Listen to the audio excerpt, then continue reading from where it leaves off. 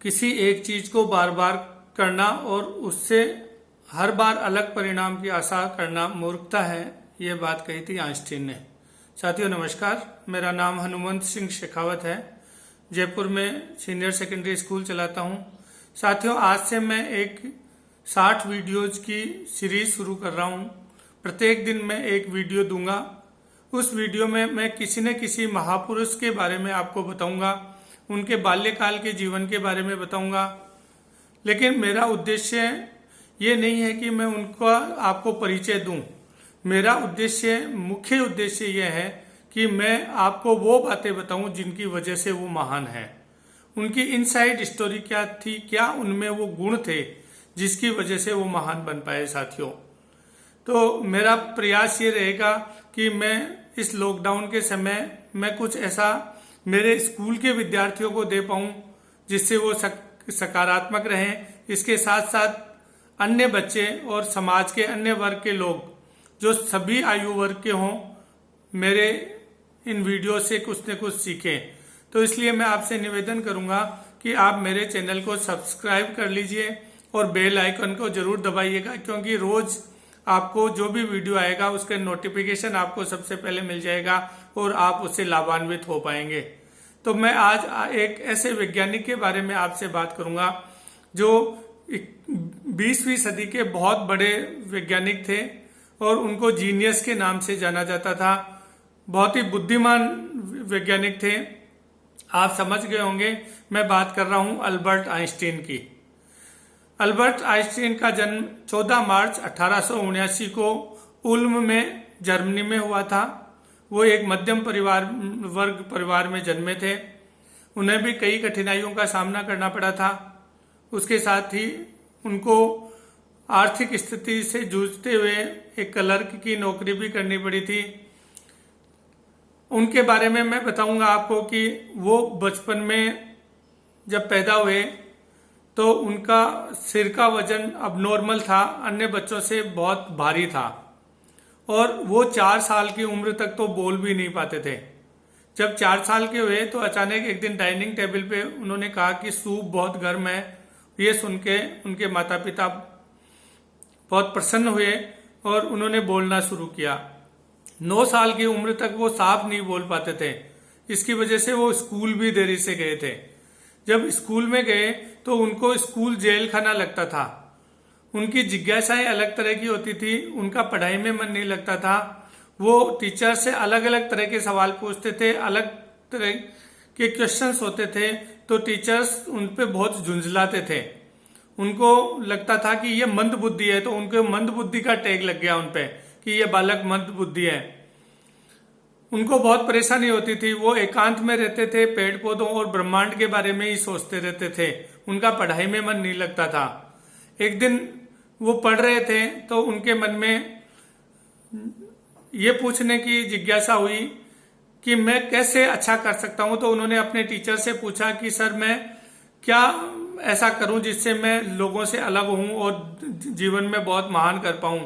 तो उनके टीचर ने बताया कि आप निरंतर अभ्यास करके ही जीवन में उच्च सफलता प्राप्त कर सकते हैं। ये बात उनके दिमाग में लग गई और उन्होंने उस दिन से ही मेहनत करना शुरू किया। और साथियों, कहते हैं कि ये उनका अभ्यास का नतीजा था कि उसका जो परिणाम है आश्चर्यजनक रूप से बहुत ही सकारात्मक रहा और वो एक बुद्धिमान छात्र के रूप में अग्रसर होने लगे और उनकी बुद्धि प्रखर होती गई। फिर उन्होंने बाद में कॉलेज में एडमिशन के लिए टेस्ट दिया। फिजिक्स और मैथ्स के अलावा सभी सब्जेक्ट में फेल हो गए, लेकिन वहां के जो मैनेजमेंट ने निर्णय लिया कि ये इनकी ग्रेड फिजिक्स और मैथ्स में बहुत अव्वल दर्जे की है, तो उन्होंने उन्हीं सब्जेक्ट्स के साथ अपने अध्ययन को जारी रखा। उन्होंने किसी कारणवश उन्हें जर्मनी छोड़ना पड़ा। जर्मनी छोड़ के वो यूएस आ गए, यूएस में रहने लगे। उन्होंने बहुत से शोध किए वहां और बहुत से उनके जर्नल्स प्रकाशित हुए और वो बहुत फेमस हो गए। उनके जो शोध थे बहुत उच्च क्वालिटी के थे। वो किसी लेबोरेटरी में नहीं जाते थे, लेकिन फिर भी उनकी गणनाएं और उनके जो शोध होते थे इतने सटीक होते थे कि सब दंग रह जाते थे। तो उन्होंने बहुत से शोध करना शुरू किया। उन्होंने थ्योरी ऑफ रिलेटिविटी और E=mc² इक्वेशन दुनिया को दिया, जिसकी वजह से आगे जाके परमाणु की खोज हुई। अमेरिका उन पे जासूसी भी करता था कि कहीं ये अपनी प्रतिभा का दुरुपयोग नहीं कर दे, लेकिन आगे जाके उन्होंने जो E=mc² जो सूत्र दिया था उसका दुरुपयोग हुआ और परमाणु बम का आविष्कार हुआ। और उन्हें ये बहुत दुख हुआ कि वो उनका जो आविष्कार था उसकी वजह से हिरोशिमा और नागासाकी पे बम डाले गए। ये उन्हीं की खोज का परिणाम था, लेकिन बाद में उनको इस पे बहुत पछतावा हुआ।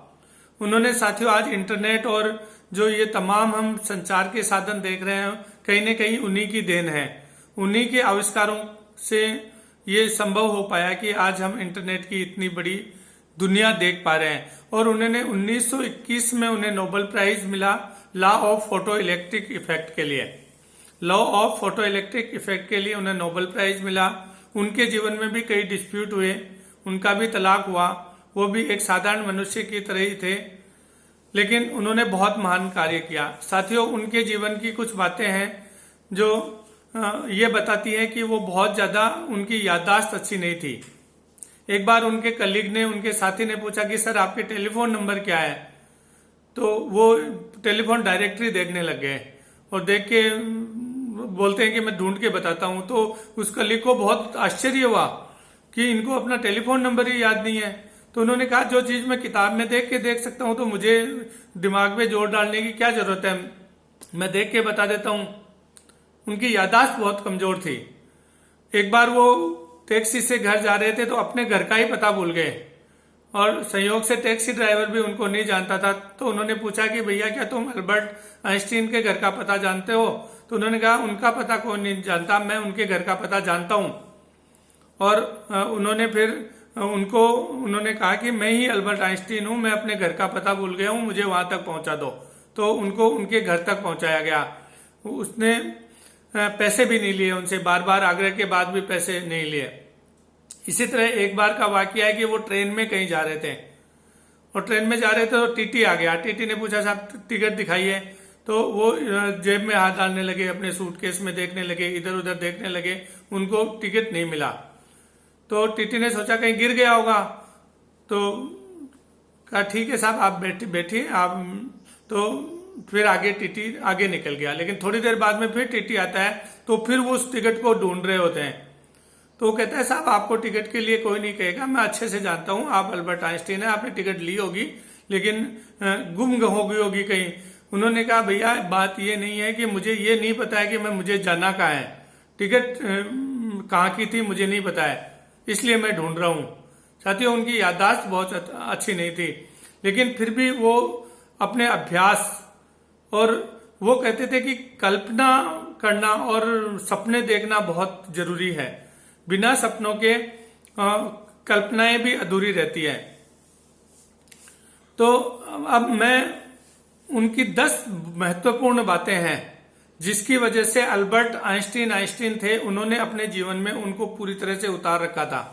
तो वो 10 बातें मैं आपके सामने शेयर करूंगा जो आप उनको बार बार, इस वीडियो को आप बार बार सुनिएगा, आपको पता चलेगा कि मुख्य क्या 10 बातें थी जिनकी वजह से आइंस्टीन इतने महान थे। वो पहली पॉइंट ये है, वो कहते थे कल से सीखें और आज के लिए जिएं। सफल होना चाहते हैं तो जीवन में सवाल करने की आदत को ना छोड़ें। आप यदि जीवन में सफल होना चाहते हैं तो आप सवाल करने की आदत को ना छोड़ें। हम अपनी समस्याओं को उन विचारों से नहीं सुलझा सकते जिनसे वे उपजी हैं। ये उनकी दूसरी शिक्षा थी। तीसरी महत्वपूर्ण बात वो कहते थे कि तेज होने का मतलब ज्यादा ज्ञानवान होना नहीं है, बल्कि इसका मतलब कल्पना और सपने देखने की ताकत है। मतलब आप तेज हो इस बात पे निर्भर नहीं करता है कि आपका ज्ञान कितना है, आपको आगे कितना देख पाते हैं, ये महत्वपूर्ण है। चौथी बात उन्होंने कही कि सफलता का सबसे बड़ा स्रोत अनुभव है। अनुभव है वो बहुत बड़ा स्रोत है। जो अपनी सीमाओं को जानते हैं वो ही अपनी सीमाओं को लांघते हैं, वो ही बड़ा कर पाते हैं। जो सीमाओं का जानते हैं वो ही सीमाओं को लांघते हैं। छठी महत्वपूर्ण बात उन्होंने की कि तर्क से आप ए से बी तक जा सकते हैं, लेकिन आप कल्पनाओं के माध्यम से कहीं तक भी जा सकते हैं। जीने के दो ही तरीके हैं कि दुनिया में कोई कुछ भी चमत्कार नहीं है या फिर सब कुछ चमत्कार है। ग्रेट, बहुत बड़ी बात कही कि दुनिया में कुछ भी चमत्कार नहीं है, सब खुद को करना पड़ता है, और जब माने तो सब कुछ चमत्कार है। जब तुम प्रकृति को गौर से देखोगे तो इसको बेहतर तरीके से समझ पाओगे और चीजों को बेहतर तरीके से कर पाओगे। किसी एक चीज को बार बार करना और हर बार अलग परिणाम की आशा करना मूर्खता है। और 10वीं बात उन्होंने जो इंपॉर्टेंट बात कही कि सबसे पहले आपको खेल को नियमों को जानना होगा, उसके बाद ही आप दूसरों से बेहतर खेल पाएंगे। साथियों, ये 10 शिक्षाएं थी जो अल्बर्ट आइंस्टीन को आइंस्टीन बनाती हैं। 18 अप्रैल 1955 में न्यू जर्सी के प्रिंसटन में उनका देहांत हो गया, और जब वो खत्म हुए तो उनके ब्रेन को चुरा लिया गया था। थॉमस हार्वे नाम के वैज्ञानिक ने उनके ब्रेन को चुरा लिया था, और फिर जब पता चला तो उनके शव को 20 वर्षों तक एक जार में रखा गया, और 20 वर्षों बाद उनके पुत्र की अनुमति से उस शव का परीक्षण किया गया। और जब शव का परीक्षण किया गया तो पाया गया कि उनके दिमाग में, उनके ब्रेन में सेल्स बहुत ज्यादा थे। तो साथियों, ये थे अल्बर्ट आइंस्टीन। कल एक अन्य व्यक्तित्व के साथ मैं आपके सामने उपस्थित होऊंगा। तब तक आप इस वीडियो को बार बार देखिएगा, अपना बहुत ध्यान रखिएगा, बाहर नहीं जाइएगा, मास्क लगा के रखिएगा। जय हिंद, जय भारत।